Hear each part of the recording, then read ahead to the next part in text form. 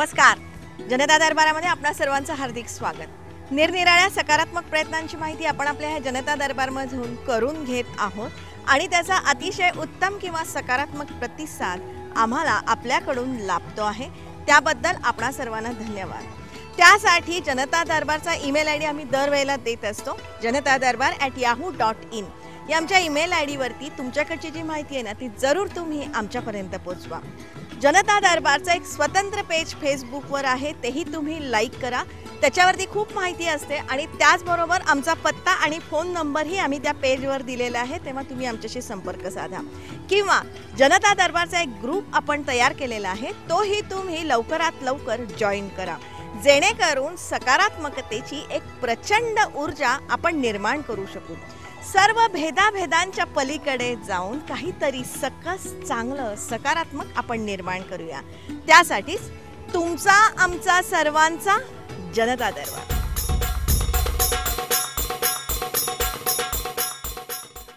जनता दरबारमधला आपला आजचा विषयही खूप चांगला आहे, तुम्हाला सगळ्यांना आवडेल असाच आहे. एका छोट्या गावची यशोगाथा आज आपण बघणार आहोत. अगदी म्हणजे जेमतेम 50 उमरा असलेल्या ह्या गावची आजची वार्षिक उलाढाल जवळपास 1.5 ते 2 कोटींच्या आसपास आहे. नोकरी धंद्यासाठी मुंबईला गेलेले इथले गावकरी पुन्हा एकदा गावामध्ये परत आलेले आहेत. अत्याधुनिक शेतीही ते करत आहेत.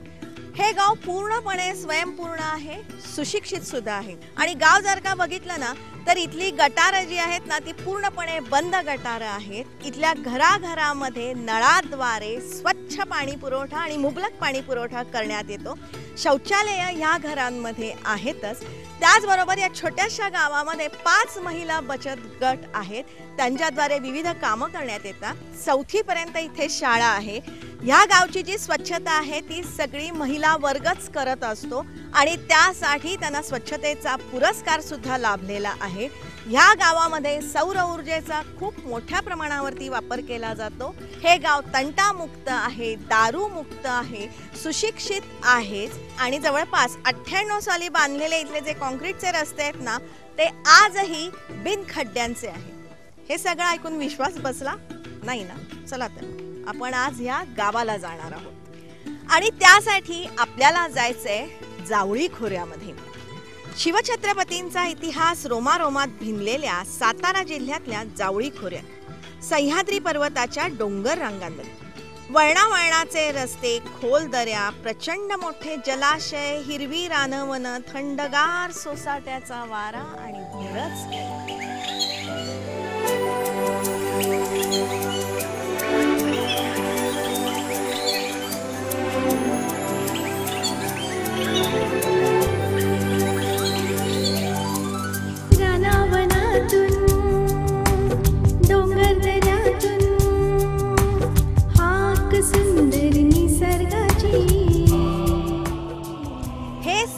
चित्रवत सौंदर्य अनुभवण्यासाठी आज आपण पोहोचलो आहोत सायघर ह्या गावाला. इथली ही जन्नी माता अतिशय पुरातन जागृत देवस्थान आहे आणि अतिशय सुंदर अशीच ही देवीची मूर्ती आहे.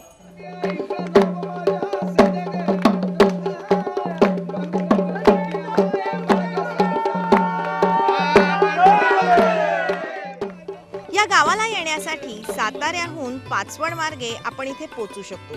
तसंच वाई मार्गे पाचगणी आणि तिथून भिलार मार्गे सायघर.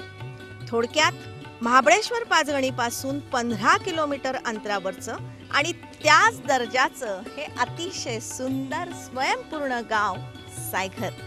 सातारा जिल्ह्यामध्ये सायघर म्हणून आमचं गाव आहे. जावली तालुक्यामध्ये येतं. अत्यंत डोंगरी कपारीमध्ये साधारणतः पाचगणी महाबळेश्वरपासून 15 किलोमीटर अंतरावर असलेलं गाव.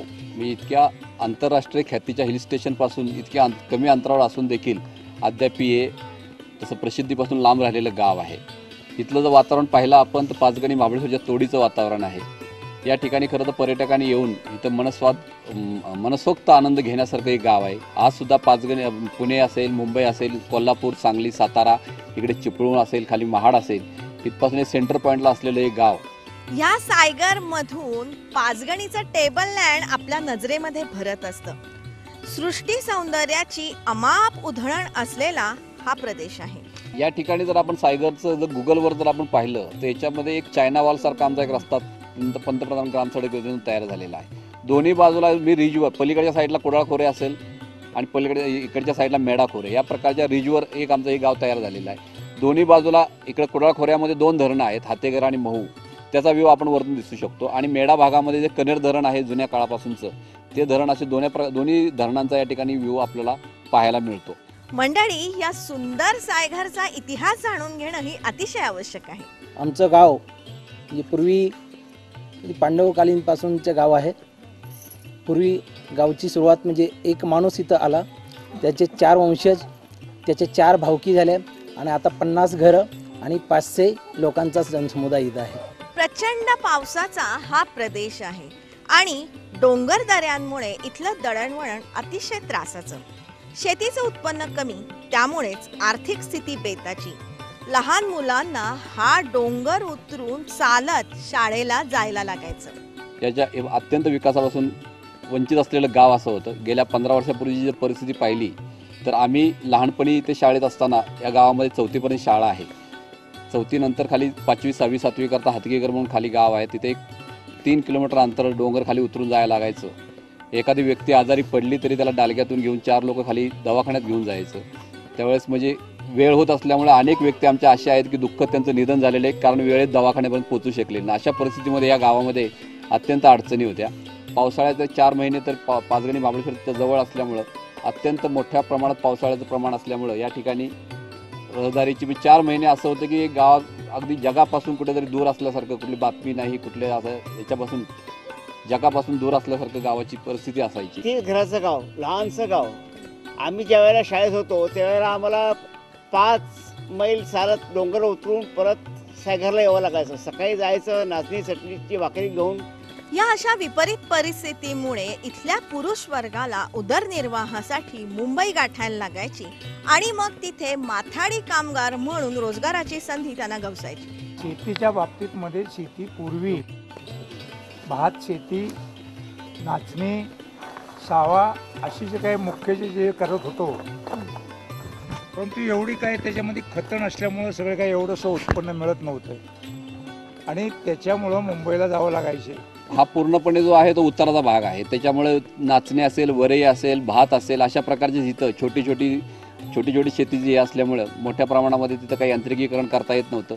घरच्या घरी ज्या प्रमाणामध्ये घरच्या लोकांना कामाला लावून जे काही नाचणीसारखी, वरईसारखी, जे भातासारखी जी काही पिकं होती ती फक्त आपल्या स्वतःच्या उदरनिर्वाहापुरती या ठिकाणी पिकवली जात होती। आम्ही पूर्वी शाळेला इथंच होतो, गावावरून शाळा शिकून गेल्यानंतर आम्ही मुंबईमध्ये माथाडी कामगार म्हणून काम करत होतो। ह्या अशा अत्यंत खडतर परिस्थितीतून आज ह्या गावाचा पूर्णपणे कायापालट झालेला आहे। आर्थिक परिस्थिती म्हणजे चांगला फरक पडला, कारण आमची लोक आता मुंबईला हमाली म्हणजे माथाडी कामगार म्हणून काम करत होते। तिथे किती 5 नाही तर 6,000 रुपये। मी स्वतः माथाडीमध्ये काम करत होतो आत्तापर्यंत। म्हणजे तिथल्या लोकांनी आत्तासुद्धा आमची 2-4 लोक आहेत मुंबईला 10-20, त्यांना अजून कधी गाडी चालवता येत नाही। आम्ही आता इथं राहिल्यापासून 2 व्हीलर 4 व्हीलर सर्व गाड्या चालवतो, गाड्या घेतल्यात आम्ही। यासाठी इथल्या गावच्या सुशिक्षित तरुणांनी इथल्या स्थानिकांमध्ये जाणीव जागृती निर्माण केली, त्यांच्यामध्ये एकी निर्माण केली, त्यांचं सहकार्य घेतलं, त्यांना विश्वास दिला। आणि दुसरं म्हणजे गावातल्या लोकांना जाणीव झाली आहे ॲक्च्युली की डेव्हलपमेंट करायला पाहिजे। आमच्या गावच्या ज्या विकासाच्या स्टेप्स आहेत त्याचं थोडक्यात जर आपण थोडंसं बॅकट्रॅकला गेलो तर 1980 साली ह्या गावातून इतर गावात कुठेही जायचं तर पायी जाण्याशिवाय पर्याय नव्हता। 1990 साली छोटे मोठे रस्त्यांची सुरुवात झाली आणि 85 ते 90च्या काळात मुलं आमची हातेघरला शाळेला 4थी 7वीपर्यंत जायची। त्याच्यापुढं 7वी ते 10वी पाचगणीला जाण्याची सुरुवात झाली। तो आमच्या 1-2 बॅच साहेबांची बॅच त्याच्या 1-1.5 वर्षापासून सुरुवात झाली आणि 10वी आम्ही पाचगणी त्या परिसरात केली आणि त्याच काळातून रस्त्याला सुरुवात झाली। रस्ते झाले थोडेसे म्हणजे खडीकरण वगैरे असे जुनाट पद्धतीच्या रस्त्याने सुरुवात झाली। त्यानंतर 1994-95 सालापर्यंत थोडासा याला म्हणजे विकासाला चालना मिळत गेली हे साध्य करण्यासाठी गावामध्ये निरनिराळी मंडळं स्थापन करण्यात आली. त्यामध्ये एक स्थानिक मंडळ तर होतंच आणि कामानिमित्त मुंबईला गेलेल्यांचं एक वेगळं मंडळ इथे स्थापन करण्यात आलं. आणि त्याच काळात आमच्या गावचे आमचे बंधू आणि आमच्या गावचे सुपुत्र RK धनावडे साहेब ते मंत्रालयात कक्ष अधिकारी म्हणून जॉईन झाले आणि त्यांनी सुरुवातीला गाव पातळीवर आमचे सर्व मित्रबंधू भगिनींना एकत्र आणून गावचा युनिटी निर्माण करण्यास सुरुवात केली. एक गाव पातळीवरचं मंडळ स्थापन झालं, मुंबईमध्ये मंडळ स्थापन झालं, गाव आणि मुंबई पातळीच्या दोन्ही मंडळाची संघटना एकत्र झाली आणि या दोन्ही मंडळांची एक मोठ बांधून गावामध्ये थोडीशी विकास कामांना सुरुवात झाली. मंडळी, या गावामध्ये 98 साली बांधलेले कॉन्क्रीटचे रस्ते आजही बिनखड्ड्यांचे आहेत. या गावानं अनेक सरकारी योजनांचा लाभ घेतला. अशा परिस्थितीमध्ये गावाने एकत्र येऊन साधारणतः 95 नंतर आमच्या खऱ्या अर्थाने या विकासाला चालना मिळालेली आहे. आज गावामध्ये असं कुठलंही काम राहिलेलं नाही की जे म्हणजे होऊ शकलेलं नाही. त्यामुळे शासनाने एक प्रकारे चांगल्या प्रकारे या गावाकडे लक्ष दिलेलं आहे. आज चांगल्या प्रकारे या गावामध्ये सोयीसुविधा उपलब्ध झालेल्या आहेत. साधारणतः 2.5 कोटीचा रस्ता या ठिकाणी पंतप्रधान ग्रामसडक योजनेतून झालेला आहे. गावामध्ये गटरांची सोय आहे, पाण्याची चांगली सोय आहे, डांबरीकरण झालेलं आहे, कॉन्क्रिटीकरण झालेलं आहे. आज गावामध्ये चांगली घरं निर्माण झालेली आहेत. या माध्यमातून न्याहारी निवासासारखी योजना या गावामध्ये राबवली जाते. आलेल्या पर्यटकांना एक प्रकारे चांगल्या प्रकारे इथं वागणूक मिळते. आमच्या गावामध्ये जर पाहिलं 50 घरं आहेत, परंतु 50 घरं असली तरी हे गाव जे पूर्ण आहे ते एका कुटुंबासारखं राहतं. प्रधानमंत्री ग्राम सडक योजनेतून इथे रस्ते झाले आणि इथल्या विकासाला प्रचंड चालना मिळाली. आणि रस्ता झाल्यामुळे लोकांना दळणवळणाची सोय झाली आणि दळणवळणाची सोय झाल्यामुळं लोक इथं आधुनिक प्रकारची शेती करायला लागले. स्ट्रॉबेरी सारखं पीक अतिशय भरघोस प्रकारे येतं वरती आणि त्याच्यामुळे त्यांचा भरपूर प्रमाणात त्यांना म्हणजे इथं नफा होतो. रस्ते झाल्यानंतर इथे स्ट्रॉबेरीचं पीक घ्यायला मोठ्या प्रमाणावरती सुरुवात झाली. तसं पाहिलं ना तर महाबळेश्वर पाचगणीच्या आसपासचाच हा प्रदेश आहे, थंड प्रदेश आहे, उताराची जमीन आहे, मुबलक पाणी आहे आणि हे सगळं वातावरण स्ट्रॉबेरीच्या पिकाला अतिशय पोषक आहे. अनेक जे आमचे मुंबईला जे काही मंडळी होती, माथाडी कामगार म्हणजे काम करत होते, आज गावामध्ये येऊन इथं गुण्यागोविंदाने राहत आहेत आणि चांगल्या प्रकारचं स्ट्रॉबेरीच्या माध्यमातून उत्पन्न या ठिकाणी काढत आहेत. इथलं वातावरण थंड असल्यामुळे या इथं आपल्याला काहीतरी आर्थिकदृष्ट्या आपलं गाव सक्षम करण्यासाठी काहीतरी करू शकतो असं इथल्या नवीन पिढीला वाटलं. त्यातून प्रामुख्यानं इथं महाबळेश्वरमध्ये स्ट्रॉबेरी जास्त पिकली जाते. इथल्या नैसर्गिक वातावरण चांगलं असल्यामुळे ती पिकली जाते. त्यातून आम्ही सर्वजणांनी एकत्र येऊन बँक ऑफ महाराष्ट्राचं अर्थसहाय्य घेऊन गावामध्ये थोड्या प्रमाणामध्ये स्ट्रॉबेरी करायला सुरुवात केली. ज्या 2004 साली ज्यावेळी आम्ही गावात आलो त्यावेळी या गावचं वार्षिक उत्पन्न 5 ते 6 हजारच्या वरती नव्हतं. परंतु आज 2013 ते 14 सालामध्ये 1 करोडच्या आसपास या गावचं उत्पन्न गेलेलं आहे. स्ट्रॉबेरीमध्ये साधारणतः एक अर्धा एकर स्ट्रॉबेरी जर असेल तर त्या शेतकऱ्याला व्यवस्थितरित्या जर त्यांनी केलं तर साधारणतः त्यात एक वार्षिक 5-1 लाख रुपये तरी त्याचे बॅलन्स राहतात. हो, खर्च वजा हो. परंतु आता हा सुविधा अशा निघालेल्या आहेत की डोंगराळ भागातमध्ये आता सगळी पडीव जमीन होती, त्या जमिनीमध्ये विहीर बोर असे काढल्यानंतर पाणी लागत गेले आणि पाणी लागल्यानंतर पुन्हा स्ट्रॉबेरी, कांदे, लसूण, मिरची अनेक त्याच्यातमध्ये बागायत व्हायला लागल्यानंतर मुंबईच्या मंडळींना असा विचार पडला की आपण मुंबई करण्यापेक्षा गावी जाऊन आपली शेती जी आहे ती वैवाटली तर सगळ्यात उत्तम शेती. आणि शेती जर आपण धंदा केला तर त्याच्यात उत्पन्न जे आपलं निघतंय त्याच्या काही पावसानं सुद्धा आपल्याला मुंबईला त्याची प्रॉपर्टी मिळवू शकत नाही.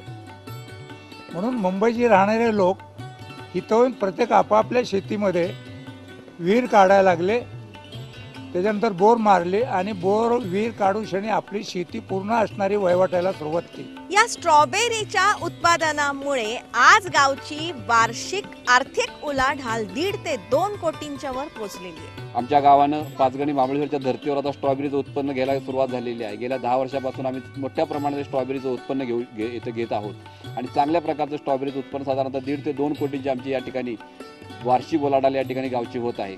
त्यामुळेच मुंबईचे माथाडी कामगार आज गावामध्ये पुन्हा परत आलेले आहेत. आर्थिक सुबत्ता आलेली आहे, सुखसमृद्धी आलेली आहे आणि हे सारं टिकवण्यासाठी सारे जण एकत्र आले. एक विचारातून ते आपला विकास साध्य करत आहेत. या गावात मध्ये दारू बंदी व्यसन कसले या गावाला नव्हते. कुणी विकणारा माणूस सुद्धा नाही किंवा दारू काढणारा नाही.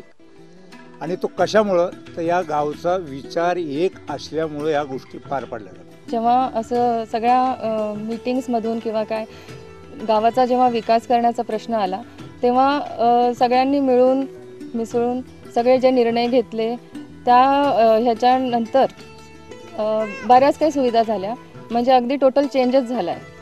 त्यातूनच आज गावामध्ये नेमक्या काय सुधारणा झालेल्या आहेत? पूर्ण गाव कॉन्क्रिटीकरण झालेलं आहे आणि एकही कुठं म्हणजे असं गटर ओपन नाही आहे किंवा जनावरं वगैरे जे आहेत त्यांचं गोमूत्रसुद्धा कुठं गावामध्ये बाहेर दिसत नाही. आणि सर्वात महत्त्वाचं म्हणजे इथल्या महिलांचं खूप हे आहे की गाव पूर्णपणे स्वच्छ करतात. रोज ह्या गावामध्ये झाडू मारला जातो आणि तो जो कचरा मिळतो तो कचरा एक कचरा कुंडी बनवलेली आहे, त्याच्यातून तो कचरासुद्धा आम्ही वाया घालवत नाही. त्याच्यातून सुद्धा आम्ही एक गांडूळ खताचा प्रोजेक्ट केलेला आहे आणि त्याच्यातून ते गांडूळ खत अगदी मोठ्या प्रमाणात मिळतं आम्हाला. ते आम्ही शेतीसाठी यूज करतो.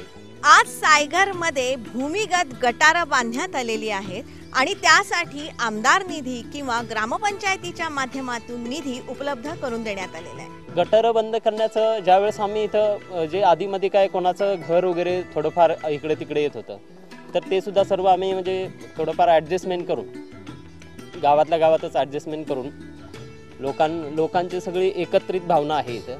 त्याच्यामुळे सर्वांनी म्हणजे असं कोणी कुठलं एक सार्वजनिक काम जर असेल तर त्याच्यासाठी कुठे जागा जरी लागली सार्वजनिक कामासाठी तरी कोणी नाही म्हणत नाही. अशा पद्धतीने सगळी कॉपरेट करून हे करतात आणि गटाराची वगैरे सुविधा वरती पूर्ण गावापासून अगदी ड्रेनेज वगैरे सगळं व्यवस्थितरित्या केली.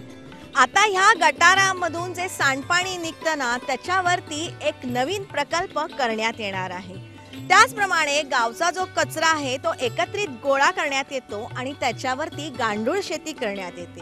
ही गांडूळ शेती करण्याकरता पाणी खूप शिंपडावं लागतं आणि त्याच्यामुळे ह्यातून जे पाणी येतं ना ते पाणी विकून सुद्धा इथे उत्पन्न मिळवण्यात येतं. स्ट्रॉबेरीवरती सुद्धा हे पाणी चांगलं त्याचा म्हणजे फुलांना किंवा फळ मोठं व्हायसाठी चांगला फरक पडतो. याचा फायदा होतो का?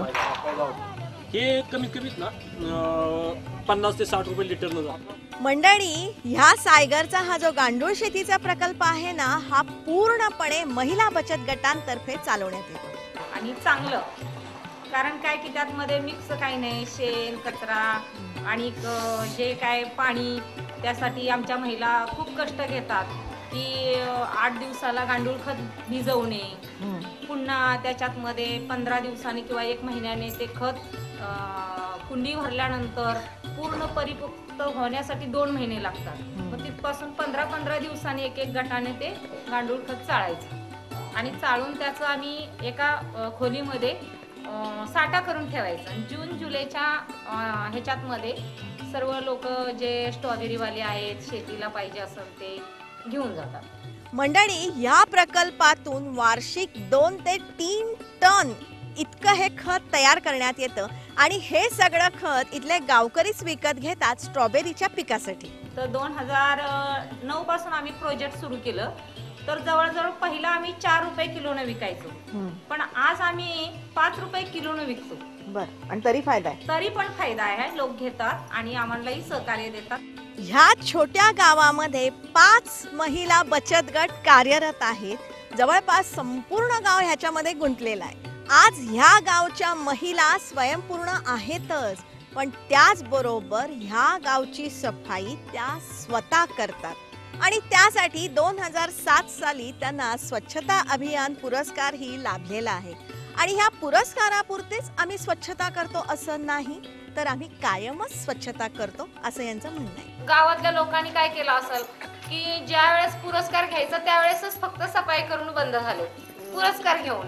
पण आम्ही आमच्या महिला बचत गटामार्फत आणि आमच्या ग्रामस्थांबद्दल, आमच्या साहेबांच्या मार्गदर्शनाबद्दल, इतर सर्व ग्रामस्थांच्या मार्गदर्शनात आमचं गाव स्वच्छ आणि सुंदर ठेवतो. सायघर हे डोंगरांमधलं गाव असल्यामुळे इथे सतत झरे खळाळत असतात. पाणी आमचं एक असं ओपन झरा होता, तिथे खूप वर्षापूर्वी आम्ही एक टाकं बनवलेलं पाण्याचं. तर तिथून पाणी यशवंत ग्राम समृद्धी योजनेतून पाण्याचं हे केलं, स्वजल धारेतून पाणी आम्ही तिथून लिफ्ट वरची डोंगर भागात वरती केलं आणि तिथून ग्रॅव्हिटीनं म्हणजे ह्याच्यातून पाणी आणलं आणि त्या टाक्यातून पाणी पूर्ण गावाला आम्ही सप्लाय केले. ठिकठिकाणी स्टॅम्प पोस्ट बनवलेले आहे आणि प्रत्येक घरामध्ये सुद्धा नळ दिलेला आहे. आमचं पाणीच एवढं सुंदर आहे, पाण्यामुळे चव येते सगळी, कधी आजार नाही काय नाही एवढा पाण्यामुळे. बघा मंडळी, निसर्ग भरभरून आपल्याला देत असतो, त्यातून आपण आपली उन्नती कशी करून घ्यायची ना ते आपल्याच हातात असतं. अर्थात आपल्या ह्या मार्गामध्ये कोणी मार्गदर्शन करणारा कोणी मार्गदर्शक असेल ना तर तिथे विकास नक्कीच होतो. सामान्य माणसाला देखील जर आपली जर गावाशी नाळ जोडलेली ठेवलेली असेल किंवा तो जर परदेशात असेल किंवा कुठे जरी असेल तरी त्याला एक आपल्या गावाबद्दल जर अटॅचमेंट असेल तो निश्चितपणे ते गावाचा विकास करू शकतो. गावाचं जे काय लहानपणी आपण जे पाहिलेलं काय चित्र जे आहे ते पालटू शकतो किंवा आपण ज्या परिस्थितीतून आलेलो आहोत ती परिस्थिती बदलू शकतो आणि ती परिस्थिती पुढच्या पिढीला उपभोगायला लागू नये अशी फक्त जर आपली भावना असेल तर सामान्य माणूस देखील त्याच्यामध्ये आहे पाहिजे ते करू शकतो. आर.के. धनावडे साहेबांच्या या सायघरला आज अनेक जण भेटी देत असतात आणि असा विकास होता होता प्रत्येक गावामध्ये असं जर ऑफिसर मिळाला काय काय भागामध्ये आणि पूर्ण महाराष्ट्रामध्ये काय पलट होईल असं माझं एक वैयक्तिक मत आहे. आणि सर्वांनी जे पुढे हुद्द्यावर माणसं आहेत त्यांनी असं करावं अशी माझी नम्र विनंती आहे. खरंच आहे मंडळी, प्रत्येकाने जर का आपल्या गावचा विकास करण्याचं ठरवलं ना तर सगळंच छान होऊन जाईल. अगदी ह्या सायघर सारखं. या सायघरची जी निसर्ग संपत्ती आहे ना ती आपण तिथे जाऊन अनुभवू शकतो. त्यासाठी महाबळेश्वर पाचगणीला आपण जातोच, तसंच या सायघरलाही आपण जायचं आणि त्यासाठी आज आता हे गाव पर्यटनासाठी सज्ज होत आहे. ते आपण पुढच्या भागात बघणारच आहोत. म्हणजे पुढच्या भागामध्ये आपण इथली निसर्ग संपत्ती काय आहे ते बघणार आहोत. उंच डोंगर रांगा काय आहेत ते बघणार आहोत. इथली चायना वॉल काय आहे की ज्याच्या दोन्ही बाजूला मोठे जलाशय आहेत आणि मध्ये अशी ही नागमोडी भिंतीसारखा हा जो रस्ता आहे तेही आपण बघणार आहोत. इथे पांडवकालीन गुहा आहेत त्यालाही आपण भेट देणार आहोत. जन्नी मातेचा यात्रा आहे तीही आपण नेमकी कशी असते तेही आपण बघणार आहोत. इथली संस्कृती काय आहे, खाद्य संस्कृती काय आहे ते बघणार आहोत.